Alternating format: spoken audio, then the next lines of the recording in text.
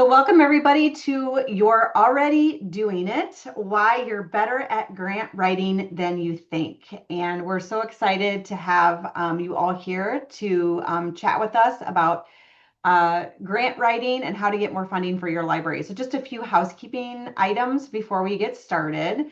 We are going to do a drawing for $50 in free books. There'll be a little survey that pops up at the end that you can fill out and that'll get you into that drawing. If you X out of that survey and leave, you will want to use the follow-up email that we send you, and that'll be a day or two because we're going to get it on YouTube and give you the playback. So if you don't get to it, just know that you can do the follow-up survey at the end. But we would love to know what you think of the content today. So that's going to come up at the end of the conference here. This webinar is put on by School Library Journal, but it is hosted by Junior Library Guild. And just so you know who we are, Junior Library Guild, School Library Journal, the Hornbook, and AKJ Education is a part of a family of brands. And we're all just about trust when it comes to the school library market and the public library market. Yeah, I have our mission up right there on the screen. We have Trusted Journals. It is now Library Journal's 150th anniversary. We have Trusted Professional Development with LJ and SLJ, and Katie is one of our instructors with SLJ, and we're going to talk about how you can learn more about grant writing with her later today. And then Junior Library Guild is part of our gold standard selections. I'll tell you a little bit about how JLG works, and then we'll get started. We are a membership-based company that does collection development service. So we have a team of librarians that reads the best new books in manuscript phase before they're even published. And we categorize those 5,000 books we read. We choose about 700, and we categorize those based on genre and grade level. And then you choose the categories that you want, and you'll receive 1 to 2 new books each month per category that you choose. And it comes with some great member benefits like free access to the School Library Journal, or Hornbook, and some free professional development courses, along with some access to some great sales. So that's just a little bit about Junior Library Guild and how we work. And I would love to introduce you to Katie Black, is a school librarian at Michael R. Noel Middle School in Sheldon ISD, that is in Texas. In her 6th year as a school librarian, she has secured more than $5,000 in grant funding to expand her library's impact through initiatives such as a student language lab, a campus-wide Comic Con, and the addition of a library pet, which is what, Katie? A bearded dragon named Bowser. Yes. A frequent presenter at professional conferences on innovative programming, Katie is committed to helping others bridge budget gaps through creative, student-centered resource development. So welcome, Katie. I'll let you go ahead and share your screen, and we're going to share with you some great tips on grant writing. Okay. All right. Okay, everyone. Again, I'm Katie Black. For this purposes, there's Katie H and a Katie B. I'm Katie B. And I'm so excited that you guys are here attending this. Like Katie said, this is a sneak peek for my SLJ course. That is, it's a two-course series about securing outside funding for your school. My class is particularly part 2. That's all about grant writing. Again, as Katie mentioned, I currently work in a middle school in the greater Houston area. Before that, I transitioned from being an ELA teacher for a very long time. And I can honestly say, and I'm sure you guys will agree with me, being a librarian is the coolest thing ever. And if you're like me, I love it because of how creative we can get with our programming. Katie mentioned some things I've been doing in my library as far as innovative programming, like hosting a Comic-Con, having our library pet. I've done projects with fiber arts. I've done projects with just maker spaces, all sorts of things. And I'm saying this to say that I love being creative in the library, but we have to talk about the elephant in the room. The elephant in the room is across the board, our school budgets have been dwindling. And unfortunately, as a librarian, we are the ones who tend to feel the squeeze first. And it can be frustrating because then now we have a gap and our vision of innovation in our libraries is increasing, but our budgets are shrinking, and it is very, very frustrating. And I had to go and shift from the mindset. I originally was just like, well, I guess I'm just gonna have to do less with less money. But it really upset me because I didn't want that decrease in my budget to translate into fewer opportunities for my students. We don't want that. So I had to shift and really think about, where can I find more money to do more with my students? And that's how I started grant writing. So again, this is a sneak peek, and it's called "You're Already Doing It," because you guys are. That's the best part. You're not reinventing the wheel. You guys are already doing it. So let's go ahead and get started. Okay. So before we go through the steps in the process, I want to sort of unclutter our minds of any sort of scary feelings or apprehensions we have about grant writing. And I, in particular, want to go over 3 myths with grant writing. And these were a lot of my hangups before I started doing it myself. The first one is the biggest one. A lot of people think I can't write a grant because I'm not a professional writer. This was me. Even though I came from a background of teaching ELA and taught writing, I said, no. There's people who have a whole career in grant writing. I can't do that. So I'm here to tell you, you definitely can. You don't have to be a professional writer. The second one is that grant writing is a long, arduous process. A lot of people think that it's almost like writing a dissertation. It's going to take so much time. I can tell you, from the ones that I've written, specifically the library pet that Katie mentioned, I wrote the library pet grant in less than an hour. It's not long dissertations. A lot of them are not in long form. A lot of them nowadays are just akin to Google Forms that you have to fill out, so it's short responses. So again, that is the number 2 myth about grant writing. The next one, if library isn't in the title, we aren't eligible to apply. I have a lot of librarian friends who they say, this grant says teacher grant or classroom grant. And so I can't really do that one. Well, being the school librarian, we have the most students. We most definitely are still teachers. And I would argue that the library is, in fact, the biggest classroom on campus. So of course, if it doesn't say specifically library, but it pertains to education, you can definitely apply for those as well. So aside from these 3 myths, the true reality of grant writing is one thing. The reality of it is that when you are writing a grant, you are simply matching a solution to a need. That's it. So I want you to have that in your mind. It doesn't matter if you're a professional writer. It's not long. It's not stressful. You are just matching a solution to a need. Okay. All right. So I broke down today in 4 steps, 4 of the main components when you're writing a grant. Okay. So the first one is identifying the library need, or sometimes a want.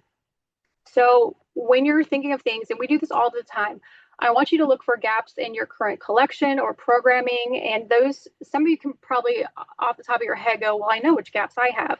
I have, a lot of kids who want more graphic novels. All my popular series are, disappearing, or not disappearing, but they're so popular. I don't have enough to circulate within my library, and kids are having to wait months for my popular series.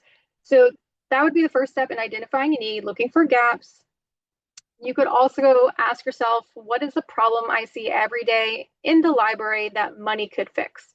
And when I ask people this, when they're trying to brainstorm ideas, the number 1 thing they always say is my furniture. I definitely, if I had money, I would fix my furniture, right? We all would like to update our furniture in our library.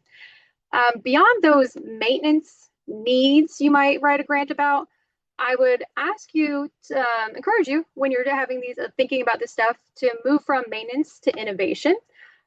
What does the future of your community need? Would you like to do an outreach project? Would you like to do a really fun PBL with a certain group of kids? So first step, identifying the library need or something really cool you want to do. So for the purpose of this session, I'm going to believe we're going to have a scenario, and my scenario is going to be, I want to have a calming corner in the library. I want to have a designated space, quiet space for the kids to come in and also the adults to come in. So that's going to be my library want for this presentation. Okay. Step 2, aligning your want or need with a campus goal. Okay, this is a very important step. So what you need to do after you have in your mind what you need or want, you need to find your campus's North Star, which is the school improvement plan, also called a campus improvement plan, and your districts have one as well. If you don't know how to access these are public documents, so they should be on all your websites. But if you still don't know where to find it, I would ask you to ask your admin. And if you've never dived in to a campus improvement plan, it is a very large document and it has reflections on the previous year. And from those reflections, new goals each year. And those goals are SMART goals, they're measurable goals that the campus needs to meet, because if they don't meet it, the budget does tie with whether or not those goals are met on the campus improvement plan. I would suggest to you that maybe you become part of your campus improvement plan committee, so that as a librarian, you're always on the front line of knowing what your campus's goals are and how the library can contribute. So find your campus improvement plan on your website. Then after you're going through that plan, I want you to look for specific hot buttons your campus is currently being appraised for. The bulk of them will be academic, and the library can always tag onto those and become the solution to any academic problems. But there's plenty of other things that are in there. And I'm actually going to show you from my campus's current campus improvement plan, one of the goals in there and the quote unquote hot button that stuck out to me when I was thinking of my example grant idea. So this is from ours. By May 2026, discipline incidents related to disrespect, misbehavior, and horseplay will decrease by 20% through increased proactive staff SEL training, consistent monitoring, and support from all campus administrators. Okay, so I'm showing you that. I specifically chose not to have a goal related to academics because this one's a little bit more abstract when you have something like this, like where you have to really think about how you would monitor that specific goal in the CIP. Okay, so my example for step 1, I want a Common Corner. For step 2, I picked this one particular goal from the CIP, and then we're going to move on to the next part. Okay, so how to speak grant. What do you actually do with those first 2 parts, your want or your need, and the campus goal? What you do, this is the first thing you got to think of when you're writing a grant. You combine those 2 together, and that's how you create your mission statement for the grant. So let's think about the example I did. I want a Common Corner in my library. The campus, what they need is a decrease in discipline incidents. So from that, I'm going to write my mission statement for my grant. And here's what I got. To cultivate a culture of mutual respect and emotional resilience, the library will establish a Common Corner that provides students with the tools to self-regulate, directly supporting our campus-wide initiative to reduce classroom disruptions and foster a safer learning environment. Now, within that, one tip aside from that, it does have elevated language because you want it to sound well written, but I would refrain when you're writing your mission statements in the rest of your grant proposal of limiting the amount of like school speak, of school jargon, not use too many different acronyms that only we know being in education. That way, because your donors most likely are not going to be in the same field. They might just be community members, so you want it to be applicable and understandable to all the donors that may be reading your application. Okay. All right, step 3. After you have your mission statement, I am going to go over the 3 main important parts of the grant and show you how these 3 parts that you're going to write are essentially you turning your daily work into the meat of your grant. I mentioned before that we're not reinventing the wheel. A lot of the things that are going to be in your grant, these next 3 parts, are stuff you do on a daily, weekly basis.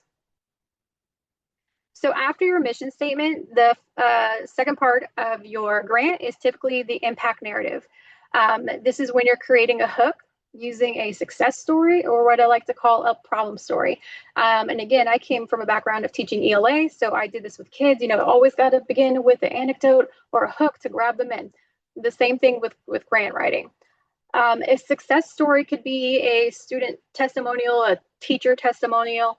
One that comes to mind is, we probably all have this similar example where we have a student who's a non-reader. And they finally come into the library and find that one book they like. And for me, it's always I can get the kids, if they're a non-reader, to pick up a graphic novel.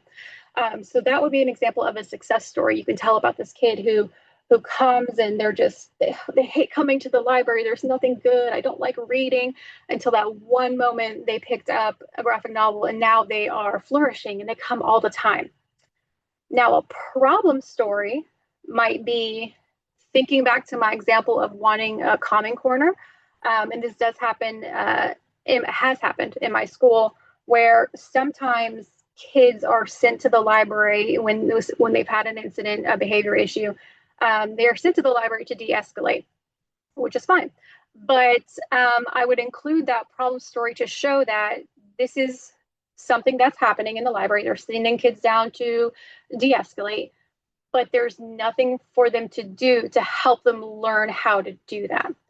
So I would include that in my impact narrative and say, this is an issue because the kid, while they may be learning coping skills in class, there's nothing for them to continue on that. And that sort of leads into, this is why I need a calming corner. Okay, so that would be a problem statement. Next part of it is your project description. This is how you turn your program plan into the how-to. You've already talked about, you've hooked them, you've talked about like why you need it, and then now you're going to be, this is exactly how I'm going to do it. And we do planning all the time. You can think about how maybe you're doing monthly activities. You know, April is National Poetry Month. So maybe you've thought of this month that you want to pull some poetry collection books to have on display, to read to your kids, have the kids do found poetry in old books, stuff of that sort. So we do that all the time when we're planning various activities for the kids. So you have to think in the mindset, okay, I want a calming corner, but what exactly do I see for that? And then I could start thinking, well, I want some comfortable seating. I want some soft lighting. I want to have some posters that show me how to do guided meditation, some mandala coloring books, some fidget toys, some the water boards where kids can do water painting and it's very soothing, some yoga mats if they want to try yoga. So the project description is the how. How are you going to do that? Think about when you're making a list in your mind of, okay, I know this month I want to have this as my theme. What can I add to that? So that's what your project description is. And lastly, data collection. You have to include in your grant how you are going to prove that this project is actually working. We collect so much data as librarians, whether it's looking at circulation reports, just doing informal conversations with kids about what books they're liking, not liking, what they want us to order more of. And your data collection, what you would mention for your data collection would be a little bit easier if you are aligning with an academic campus goal. But going with the example that we gave, I could say, you know, to ensure to show you guys that the calming corner is helping the issue, or is helping with the decrease in student discipline incidents. I would maybe talk to admin and have them pull the records of discipline incidents so I can see if there's a correlation, not just if they're going down, but from those kids that maybe are consistently having discipline issues, are they the ones that are also now transitioned to coming into the library and going to the calming corner? And just having informal observations of who's using it, or not only who, but how often they're using it, what are they using when they're in there, what sort of things are they using to help them regulate their emotions. And then also just having, again, informal conversations with the kids. How do they feel now that they have a space that they can go to when maybe they're upset and having to calm down? Okay, so now that we've gone through the essential parts, you have your mission statements, and then you have impact narrative, which is your success story or your problem story to get them hooked. You have your program description, which is how you're going to do it. What things are you going to add to this cool idea? And then lastly, how you are going to collect data to prove that your project was a success. What I do is I don't write one grant at a time. Grants have different windows for applications, so I like to always have what I call a grant bank, ready to go. So when I see one that pops up that fits, I've already done a lot of the work. So for my grant bank, it's just a Google document. You can do a spreadsheet if that's better for you. But as soon as an idea pops in my head where I see a gap in something in my library or just something really cool I want to do, I write it down and I do a pre-written mission statement. This is what I want to do. And I figure out how I can position the library as a solution to the campus goal, just like the one I wrote for the Common Corner. I'll have a couple of those in the document as soon as the ideas are coming in to my head. And then after that, I just do brief notes about what the possible impact statement could be. What are the things I want to correlate? Like essentially, what things do I want to buy to do that idea, do that project? And I usually hold off on the data because sometimes it'll fluctuate how I want to collect data for that project. But I have a whole bunch of these written out, just like raring to go when that perfect opportunity happens. So I would encourage you to do that as well, so you're not just going one at a time. And also because what might happen is that you use a grant idea and you apply for a grant and you get turned down. It happens. But if you have that grant bank, you have a couple ready to go to apply with a different idea or to wait to hold on to it and apply to a totally different grant with a different donor. So again, the reason I do this is because I did promise you guys it's not a long, arduous process, because it's not. By doing this, by having a grant bank, you having this running repository, pretty much 80% of the work is done. So I promise you guys it wasn't scary, okay? And it's not going to be a major impact. You're not going to have to be locked in for hours doing a grant. You're not going to have to do that, okay? And the last step I'm sharing with you today is finding the right match. Now that you have in your grant bank all these ideas and the three major parts that go with it, you then have to match it up with the appropriate grants, okay? You are not just searching for library grants. There are library grants, but the best way to match your idea with the appropriate grant to apply to is to think back to those campus goal terms. So whether it's STEM, SEL, literacy, college and career readiness, you can go on and on. So for the example I gave about the Common Corner, it would be more helpful to look for grants that are specifically about social and emotional learning within schools. Okay, you have a better chance of matching with that grant and actually getting selected if you are supplying the idea of exactly what they want to give money to. Now, that after this session, that doesn't mean you should rush out and go apply to a $15,000 grant immediately. That would be great. But what I did and what I would suggest to everyone is start local. Start local, take baby steps, start with your PTAs, any sort of Rotary Club, social club, third spaces sometimes have a lot of grant opportunities for their communities.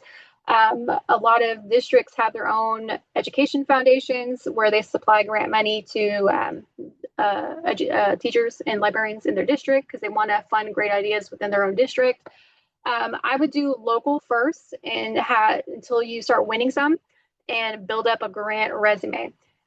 Anytime you win a grant, you need to apply it to your grant resume. You need to celebrate it. You need to share it with your campus, with your admin, with your district.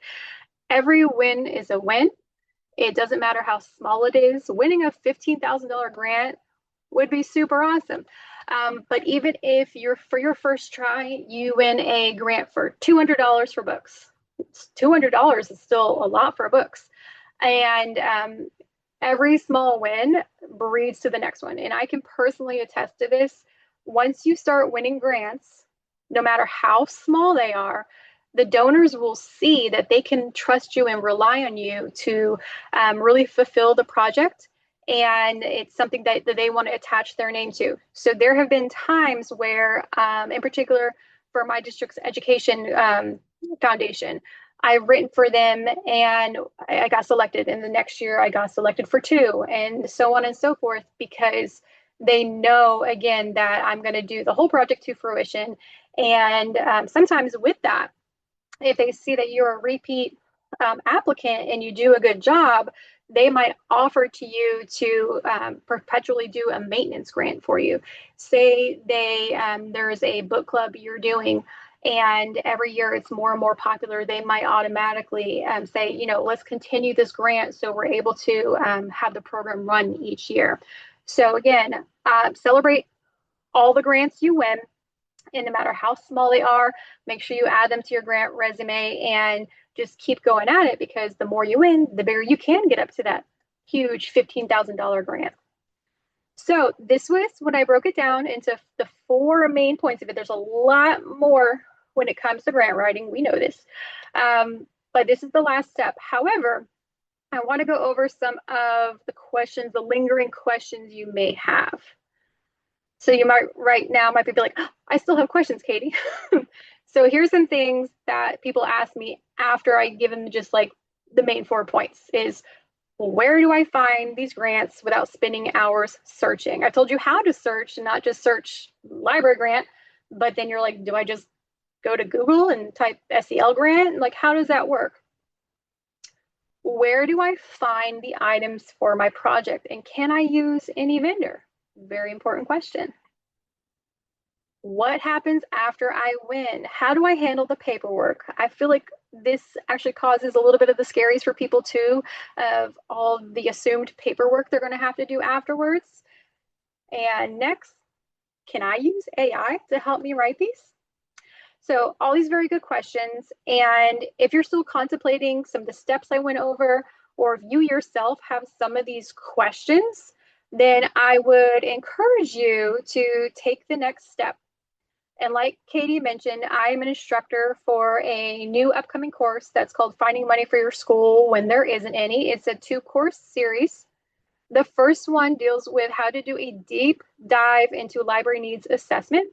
And then the second course is my part of the course, which is all about grant writing. And it is way more comprehensive beyond this little sneak peek. And some of the things you get when you do my course about grant writing is a master grant directory. I've taken it upon myself to make a huge spreadsheet for y'all with all sorts of grants there, hyperlinked with how to find them, what they are suitable for, the amount of money they're willing to award out for each of those, what the time frame is, because some of them are, they're good for half a year or just a month. You have to turn it in. Also examples. We went over the sort of basic like outline to how to write a grant, the 4 main things you have.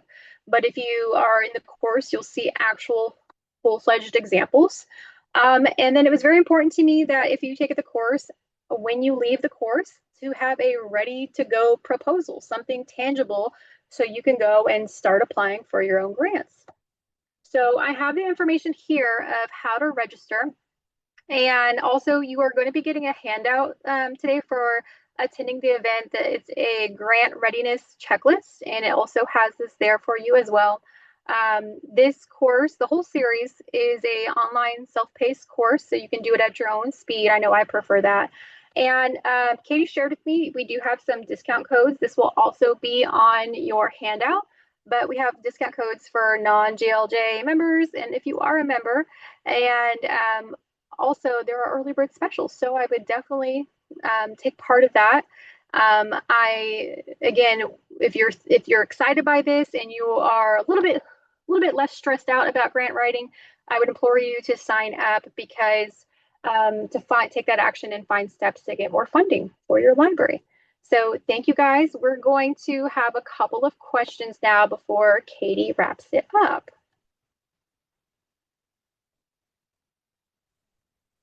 All right. Thank you so much for that, Katie. This is a great time. We just have time for like a couple questions. If you do have a couple questions, we would be happy to have Katie answer them for you. So now is your opportunity.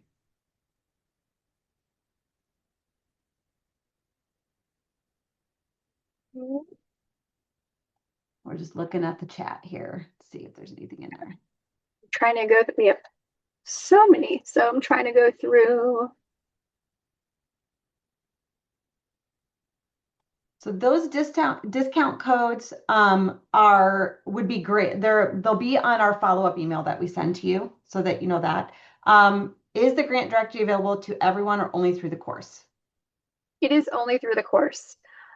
Again, that's one of the perks for signing up because there is, for signing up, part of that work is already done with you, for you. So the grant directory is only available for those who register for the course.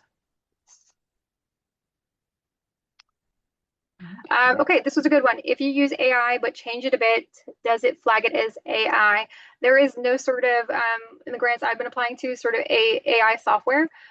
But I teach you in the course how to use it strategically so you aren't just copying and pasting something you gave a prompt to AI and just copying and paste it, because grant writing is a little bit formulaic. So that's the way I use it, where you have your idea and then it just tweaks it so that it fits into the parameters. Like I said, a lot of the grant applications are sometimes just a form. It's not just a long essay. So again, go back, it doesn't flag it, but I would teach you how to use it strategically so that you're not just having it do all the work for you. Because I know all of you guys have great ideas. Okay. Next question was recommend the course for public libraries, or is there another course we could go to find more information for public libraries? And there was a course posted here by Gina. For anyone on this webinar that works at a public library, there will be a course for you in September 2026. So, one question that we have is, what would be your best tip on searching for grant funding? Like, what's, if you could say like, maybe one thing? Best tip, and I kind of saw it through somebody else, is I would stick first with those reliable sources that you know give out grants, whether it's American Library Association. You can kind of go from there and check out any other sort of library group like that, like the American Association for School Librarians. And from there, they can also give you more guidance of places that are reputable and reliable. Because somebody had a question here about how do we know if the grant is legal if it comes through an email. That's a good question. I've never have had that happen to me before, but it definitely, I would do some research on it to see if it's an organization, foundation that is offering grants, to see if it is actually, in fact, a real foundation. The Walmart Community Grant, thank you, Anne, because I forgot to mention with local ones, you can also do stuff like your local grocery stores like H-E-B here in Texas, Walmart, Best Buy, they do ones as well. So thank you, Anne, for mentioning those. All right. So the code, we have JLG funding 35 for JLG members. That's 35% off. And then we have funding 20 for non-JLG members. And I'll put that in the chat here too. And those codes will work as soon as those codes will work right online. So I'll put that on there. And another perk that we have for you all, if you're not a JLG member and you're like, wait a minute, you get all these perks, you get courses, you get discounts. JLG does have a countdown to summer special going on right now. This is through May 15th. We have this really cool LED board that we're going to give to you for free if you renew, or if you have 3 categories or more as a new member. You can get this really cool LED board that you can use in your library.